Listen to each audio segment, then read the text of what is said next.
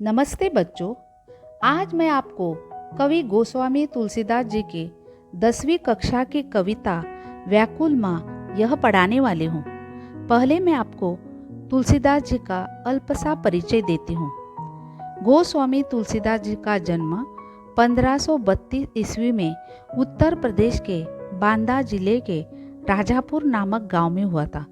उनके पिता का नाम आत्माराम दुबे तथा माता का नाम हुलसी था। तुलसीदास जी का विवाह दीन बंधु पाठक की पुत्री रत्नावली से हुआ था। उनकी शिक्षा दीक्षा काशी में हुई। वे राम के भक्त थे। अपने आराध्य देव राम पर उनकी बहुत रचनाएं हैं। उन्होंने रामचरितमानस में भगवान राम की जीवन एक मर्यादा की डोर पर बांधा है। उनकी मृत्यु 1623 ईस्वी में हुई। उनकी प्रमुख रचनाएं हैं रामचरितमानस और गीतावली के अतिरिक्त विनय पत्रिका, दोहावली, कवितावली आदि कई रचनाएं हैं। माँ एक ऐसी व्यक्ति होती है, वह प्रेम, दया, ममता, त्याग की मूर्ति होती है। अपनी संतान की भलाई के लिए वह हमेशा चिंता करती रहती है, त्याग करती रहती है। सचमुच माँ की ममता का पार पाना असंभव है। व्याकुल माँ यह काव्यांश तुलसीदास जी की गीतावली इस रचना से लिया गया है। प्रभु रामचंद्र पत्नी सीता और भाई लक्ष्मण के समेत 14 वर्ष वनवास गए थे। शोकाकुल कौशल्या माँ उनका वियोग सह नहीं सकती। राम के वनवास से लौटने का समाचार सुनकर वह उन्हें देखने आतुर है, उत्सुक है। उसकी व्याकुलता और भी बढ़ जाती है। माँ उसके लौटने की प्रतीक्षा कर रही है। यही इस कविता में बताया गया है। पहले मैं यह पूरी कविता पढ़ती हूँ, ध्यान देकर सुनो। व्याकुल माँ। बैठी सगुन मनावती माता, कब अहे मेरे बाल कुशल घर, कहो काग फुरी बाता। दूध भात की दोनी दहो, सोने चोच मड़यो, जब सिय सहित बिलो की नयन भरी, राम लशन उर लय हो। अवधि समीप जानी जननी, जिय अति आतुर अकुलानी। गनक बोलाई पाय परी, पुछती प्रेम मगन मृदु बानी। तेहि अवसर को भरत निकटते, समाचार लय आयो। प्रभु आगमन सुनत, तुलसी मनो मीन मरत जल पायो। बैठी सगुन मनावती माता, कब अहे मेरे बाल कुशल घर, कहो काग फुरी बाता। पहले शब्दार्थ देखेंगे। सगुन शुभ घड़ी, शुभ समय। कुशल मंगल। काग काक, कौवा, काकभूषुंडी।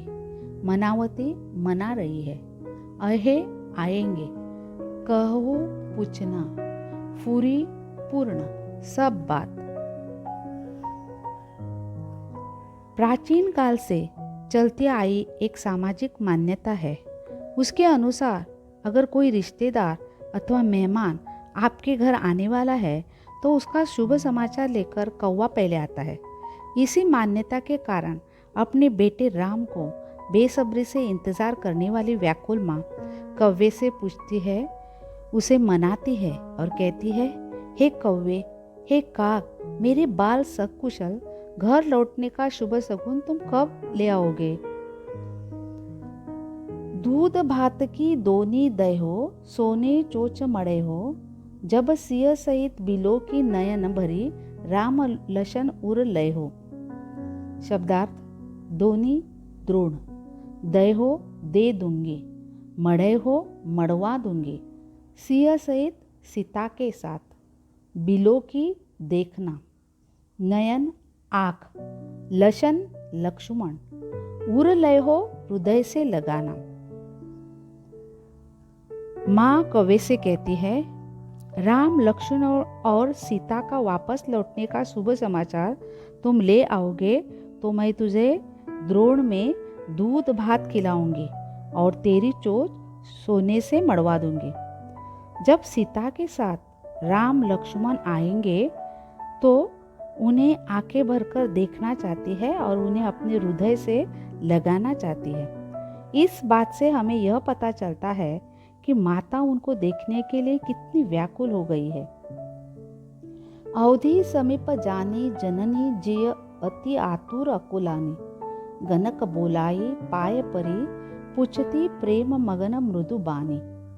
शब्दार्थ: अवधी समय, जननी माँ, अकुलानी व्याकुल, मृदु मधुर, पाय परी प्रणाम करना, समीप करीब, पास निकट, जिय जी जिया, बानी बोल वाणी, गणक ज्योतिषी जो समय की गणना करता है।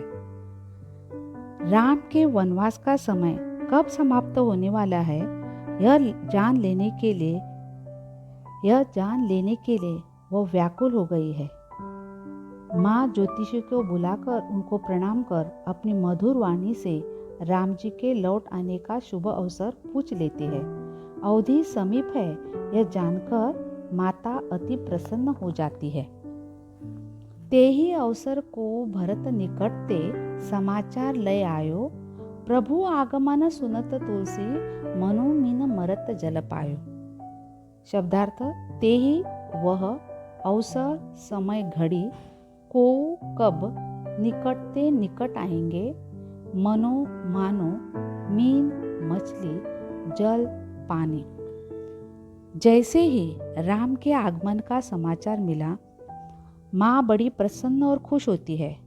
तुलसीदास जी उनके मन की अवस्था को उपमा देकर कहते हैं कि जिस प्रकार बिन पानी के तड़पकर मरने वाली मछली को पानी मिल जाने पर उसकी जो अवस्था होती है, वही अवस्था माता कौशल्या की हुई है।